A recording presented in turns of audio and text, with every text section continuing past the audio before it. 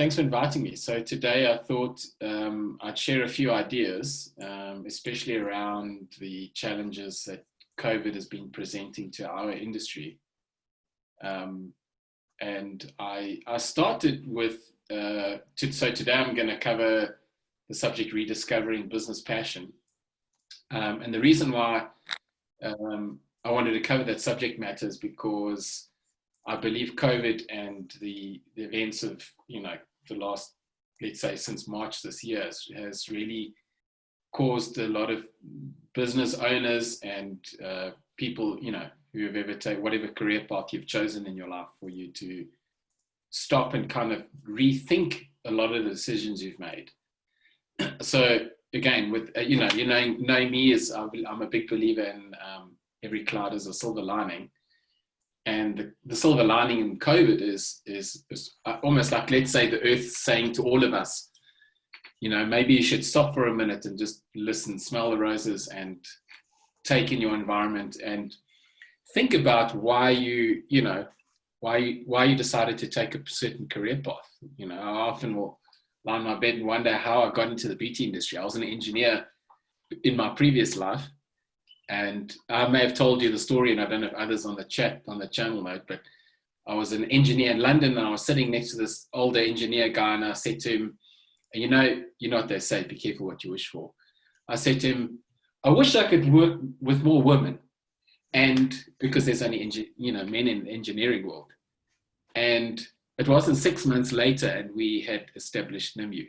And there's a classic example. Be careful what you wish for, because you might just get it. But it was so rediscovering your passion, or rediscovering the love, the reason you fell in love, like you do with a partner, is often a very good way to rebuild and strengthen your relationship with that partner.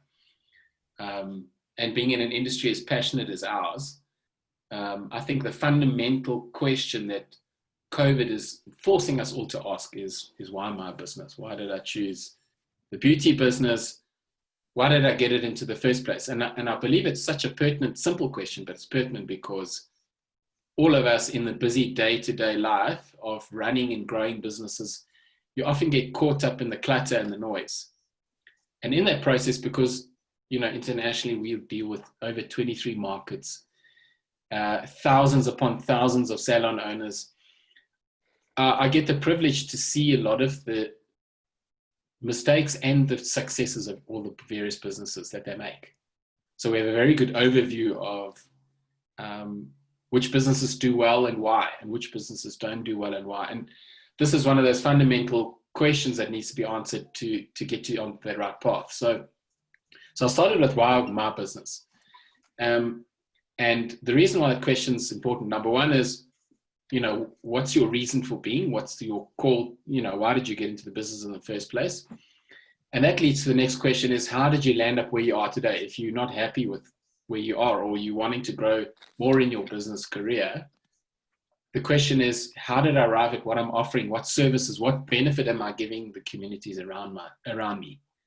And that often with COVID, we found, looking at all the businesses that we often analyze and work with, one of the key themes is a loss of focus, too much noise, too many products, too many different services that, as a therapist and salon owner, obviously you get 1,000 brands and 1,000 machines, and there's always something new.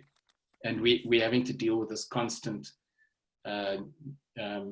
technological developments. Now, a lot of them I class in our industry, especially in the recent year or two or three, let's say recent 3 or 4 years, has been what I would term red ocean. I don't know who of you have read the Blue Ocean Theory. Fascinating book. And what they describe is the theory about how when industries become very, very competitive, the players in those industries end up making very incremental changes to their products to try and get an edge over their competitors. But they're always incremental, very small, and they end up often making products for the sake of making them, or NPD simply to make NPD, new product development, NPD. And so as an industry, we find that filters down into the salons, and the therapists and the salon owners are the ones who end up with all the clutter, because they end up having to try and stock these trends, or a new product that sprung up and then 6 months later or a year or two later doesn't deliver what they promise, and etc. So you end up with this big clutter, a lot of brands and a lot of noise in your business, and you feel like you're working harder, but you're not progressing. You're not growing your revenues. You're not holding on to clients. You're losing clients, whatever that may be. So that really ends up in this, how focused really are we? So the only way you can answer that question on how focused you are, of course, is going back to the reason why you started your business in the first place. So that's a fundamental question. And once you can answer that, then with that perspective, you're way better positioned to take a step back and have a look at the array of services and products that you offer, and then start to go through a process of what we call product rationalization or treatment rationalization. In other words, cutting out all the noise and really bringing everything down to a highly focused offering. And why that's so, I'll come to why that's so important. In fact, there's a very critical reason why focus is so important, besides it sounding like a nice term, let's be focused. There's very good scientific and business logic behind that. So again, one of the reasons why we end up with a lot of noise and a lot of products is because, especially looking at all the businesses and salons we run, things get competitive. You introduce a lot of lines because you want to compete. You end up with a large amount of inventory on your shelves. As a salon owner, it swallows all your free cash flow. So there's very little maneuverability to do other things because your cash is tied up in many different SKUs on the shelf. And of course, we end up chasing the bottom line or profitability, and the purpose gets lost. And so again, that's why I believe COVID's been this, I think, a blessing in disguise for our industry, because it's kind of been that full stop and take a step back and now focus, instead of focusing on profitability as a goal in your business, going back to your original passion and love that you fell in love with, why you became a therapist, esthetician, salon owner. I don't know, I think I mentioned this in my last trip when I was there, and I always go back to this because this is fundamental to everything, is Simon Sinek's golden circle. We all know it, we've all heard it before, but in the busyness of life and every day, and the stresses and strains of life and the demands on running a business, invariably these things get forgotten. So that's why I like to remind them. And you'll see that people don't buy what you do, they buy why you do it. And again, I'm going to come to the business rationale, why that's important. It's not just another fluffy term and of course, call it a feel-good rationale. There's actual business logic behind that. So I encourage everyone to go and have a look at that particular, I think you can get it on YouTube. There's various versions of it. I think there's a 15-minute short clip of it. But basically what he talks about is the biological reasoning behind why people believe in what you do, rather than, just listening to, they buy, what you do rather than why you do it. And that statement's important because at a biological level, if you look at the brain, our new brain, the neocortex, so that's the part of the brain that's responsible for logic and calculations, language, and all that kind of stuff. It's the new brain. Then there's the limbic system. The limbic system is the old brain. It has no capacity for language. It's where your emotions are, and it's where your feeling centers and things like that. So what we do know, and this was a study done by Prof. Gerald Saltzman. He was at the Harvard Business School. He did a deep study, and I think he wrote a book on how customers think, and he summed everything up into the following statement. He said 95% of purchase decision making takes place subconsciously, and that those processes that take place subconsciously are driven more by feelings than logic. Now that talks about that when a customer makes a purchase decision to buy a particular product, although the neocortex is going, yes, okay, I know I need it because I've got my skin, I have this concern, it's got these levels of access, and it can handle all the attributes and the science behind the product. It's actually the limbic brain that makes the decision. The customer goes, it feels right. And that part of the brain, the limbic system that has no capacity for language, can't articulate that because it doesn't doesn't have capacity for language. Hence, you have that feeling, and hence you talk about that. It felt like the right decision to make, rather than I logically made the correct decision because. So it's a very human thing to gravitate towards a business that's designed around purpose, because people naturally, the limbic system naturally has a way to understand that. So I'd encourage people to go have a look at that one again, really important. This was another really important one, is I think got lost together with losing our purpose, is the way we define the word selling. And it's a very simple, way to look at selling, is redefining it in, most people think of, when you think of a sales guy, you probably think of, a car salesman, or the person who's on the other line of a telesales person trying to sell you insurance or something like that. I get 5 calls a day like that. So there is a lot of industries that I believe have kind of muddied the word selling and sales, and it's lost its meaning also. So redefining it, if you think about it, in its pure sense, selling is the identification and fulfillment of a need. If you really know your purpose, which is in our world, call it the Nimue world, is to give people the most amazing skin. And if you can give someone skin health, we know that outer skin health will reinforce that person's confidence, and it'll affect everything that they do in their life in a positive way. So that's, for example, my why I wake up in the morning for me, Shane, is because I have this passion for making, for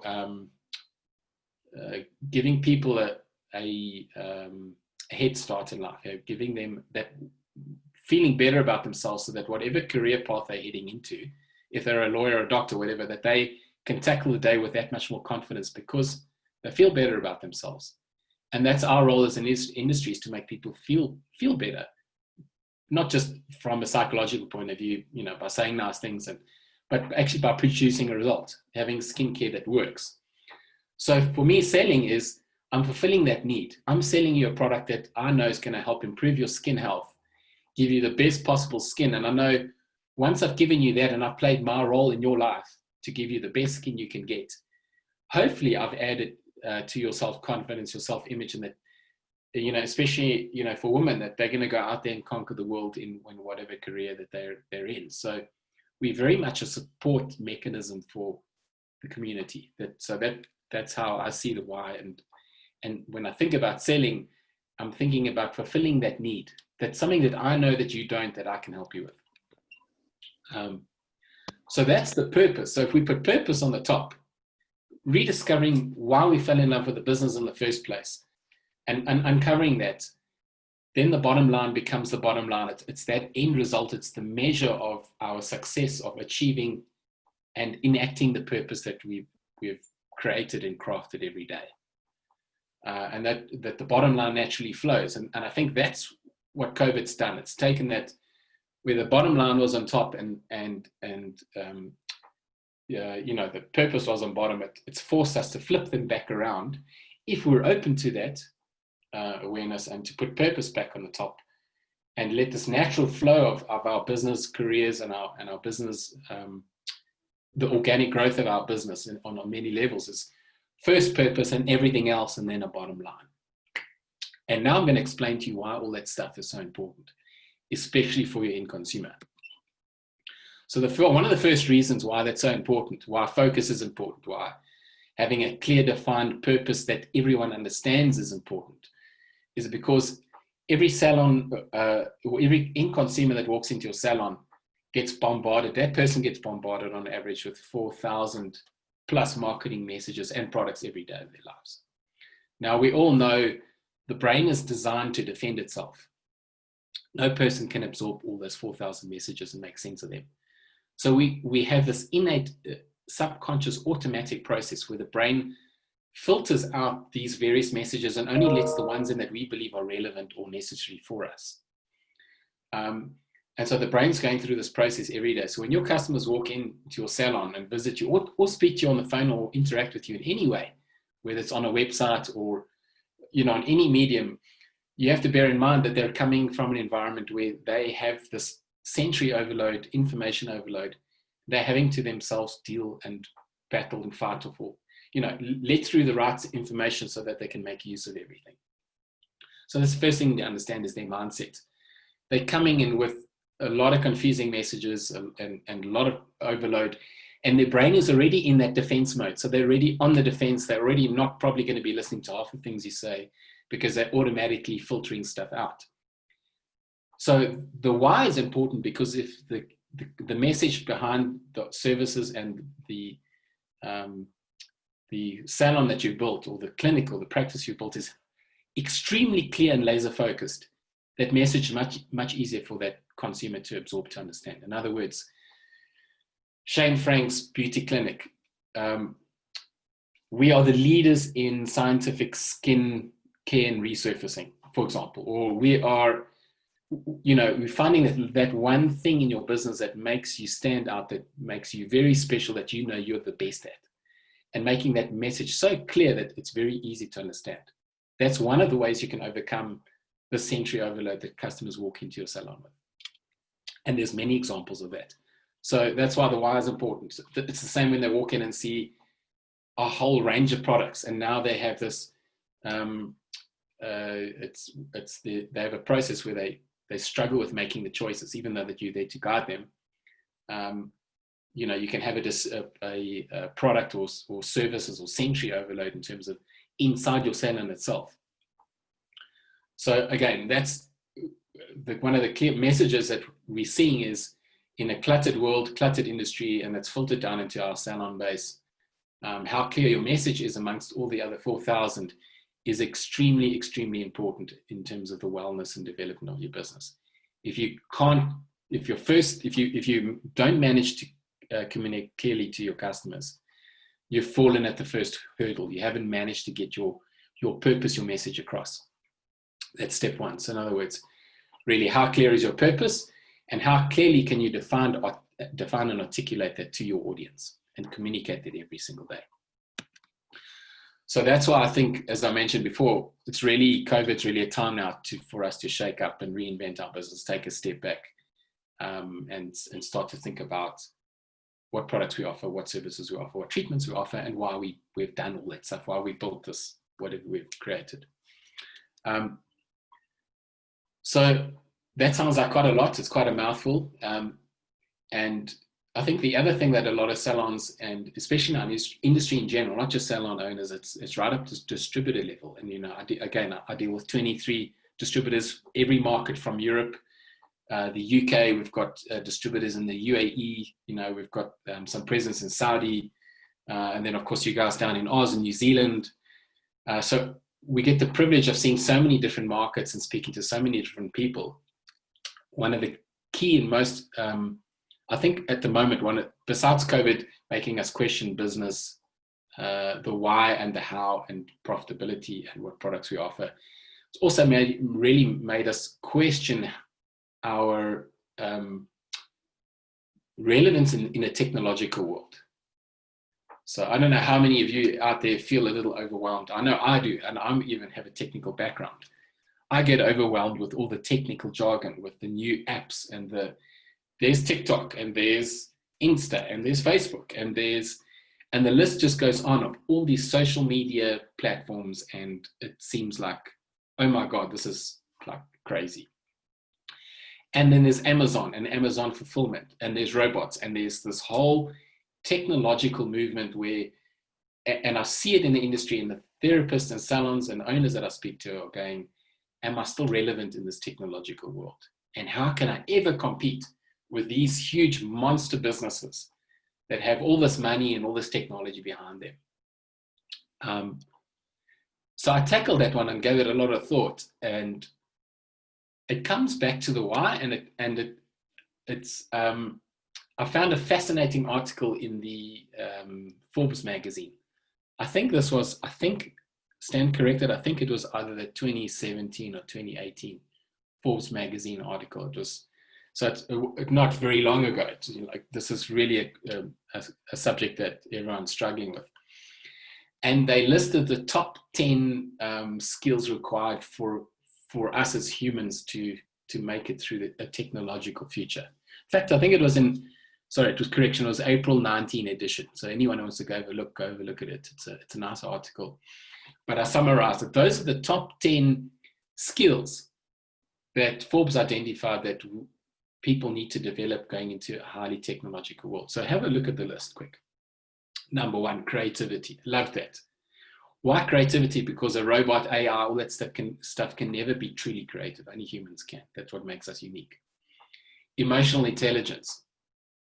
Now that's one as an esthetician, salon owner, therapist that I believe we're extremely good at and that you can develop further. So when your customer walks in, she's had a hard day, she's not feeling good, she's had a breakout, she's frustrated, or whatever, the hormonal challenges that she's trying to deal with, and it's breaking out and it coming out in her skin, we can read that, we can see that, and you know, how often have you seen a customer walk in and you can see that there's something besides that they're, you know, coming for treatment, that there's something else bugging them, and they'll sit down and they'll have a conversation with you. So emotional intelligence, and then you'll see 3, analytical or critical thinking. We have to think about your business subjectively.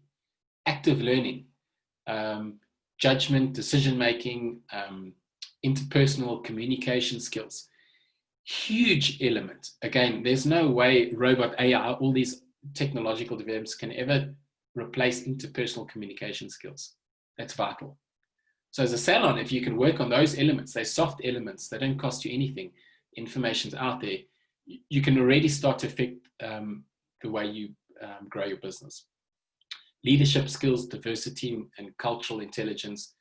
Technology skills, important, being able to use the internet and internet platforms to leverage your business, and then embracing change. Change is probably the biggest, one of the biggest. So those are the skills that Forbes identified as being the most important. They didn't say, you don't see anywhere on that list being a computer programmer or being a coder or being a website developer or being a social media guru or being none of those are there. It's all, so that's, those are the top 10 skills that I believe we as an industry are the best at growing and making better. And you guys must stop me if you have a question. So in other words, I'm going to come back to this one, simple one again, is care, love, guidance, serving the people that we serve, guiding them through this maze, as I mentioned before, the thousands of messages that they get every single day from thousands of brands, everyone wanting a piece of their attention, everyone wanting a piece of their pocket or their wallet. By playing that role of being a guide and a leader and serving your client base, although they seem like, again, soft elements, remember you're talking to the limbic brain. It doesn't have capacity for language. When the client makes a decision, it's made on emotion, all that kind of stuff, and all of this wraps together. So when you get all those skill sets together, you become, what you're doing is you're developing your ability to communicate your why very carefully, very quickly, very articulately. You're managing to speak directly to the decision-making center of the person you're speaking to, which is their limbic system, not their neocortex. As I've mentioned, I've given you 1 or 2 proofs. For example, the Dr. Gerald from the Harvard University Business University saying that 95% of purchase decision-making takes place subconsciously, and it's driven by feelings more than logic. So there you have all the proof in the world. If there's guys like Simon Sinek, everyone's telling you that the key to unlock this is to be able to speak on that level. So like I said, I think maybe now is a fabulous time. We should probably all start to think about refocusing. We've got time to really have an inward look at the products, the services you offer, etc. And take your business to the next level. So I don't know if there's any questions. So that's my big restock button. So that's my challenge for all of you guys, is to think about, pushing the restart button in your business and crafting a plan, starting with the why you started your business, and building up a model and getting your business back to where you want it to be. So customer focused, customer centric, articulating your why, having very focused product offering. By doing that, being able to, there's a whole lot of business effects with that, improving your cash flow, reducing your inventory costs because you don't have so many lines, being able to be very specific in the treatments and products that you offer. So then I'm going to leave you with this. And so I thought, let's define the word purpose. The reason for which something is done or created, or for which something exists.